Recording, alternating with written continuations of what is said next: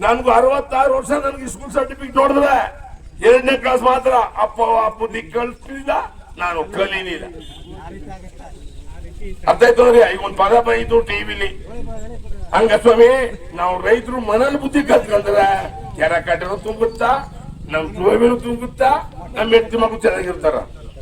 ಒಬ್ಬ ಆಫೀಸರ್ ಸರಿ ಇರ್ತಾನ, ಒಬ್ಬ ಆಫೀಸರ್ ಸರಿ ಇರೋದಿಲ್ಲ. ನಾನೇ ಸರಿಯಿಲ್ಲ ಫಸ್ಟ್. ಆಮೇಲೆ ಏನು ಬೋರ್ ಹಾಕ್ತಾರೆ. ನೀರು ಕುಡಿದವ್ರು ನಮ್ಗೆ ರೀಸಸ್ ಬಂದ ಸ್ವಾಮಿ, ನೀರು ಕುಡಿದವ್ರು ರೀಸಸ್ ಬಂದದ. ಹಂಗ ಬೋರ್ ಹಾಕ್ಬಿಟ್ಟು ಬೇರೆ ನೀರು ಬೌಂಡ್ರದ. ಮಳೆ ಹೋಯ್ದಾರೆ ಎಲ್ಲೂ ಬರಲ್ಲ ನೀರು, ಮಳೆ ಹೋದ್ರೆ ನೀರು. ದಯವಿಟ್ಟು ಈ ನೀರು ರಫ್ಗಿಂತ ಹೆಚ್ಚು. ಅದನ್ನ ರೈತರು ದಯವಿಟ್ಟು ನಾವು ಮನಲ್ಲೇ ಬುದ್ಧಿ ಕಲ್ತಿಲ್ಲ. ಆ ಆಫೀಸರ್ ಸರಿ ಇಲ್ಲ, ಈ ಆಫೀಸರ್ ಸರಿ ಇಲ್ಲ, ಆ MLA ಸರಿ ಇಲ್ಲ, ಈ MLA ಸರಿ ಇಲ್ಲ. ಯಾಕೆ ನಾವು ಮೊದಲಿನ ಮಟ್ಲಿ ಬುದ್ಧಿ ಕಲ್ತೀವಲ್ಲ.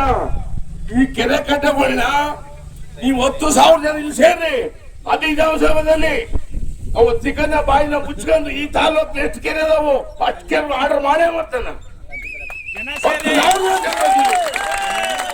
ಇಷ್ಟು ಜನ ಸೇರಿದವ್ ಏನು ಲೆಕ್ಕಿಲ್ಲ. ನಾವು ಬಂದ 3 ಎಕರೆ ಹೊಲನ ಧೂಳನ ಬಿತ್ತ, ರಾಗಿ ಬಿತ್ತ. ಇಲ್ಲಿ ಹೋಯ್ತಾದ ನೀವು ಎಲ್ಲಿಗೆ ಸಮುದ್ರಕ್ಕ ನೋಡಿದ್ರೆ ಭಯ ಆಯ್ತದ.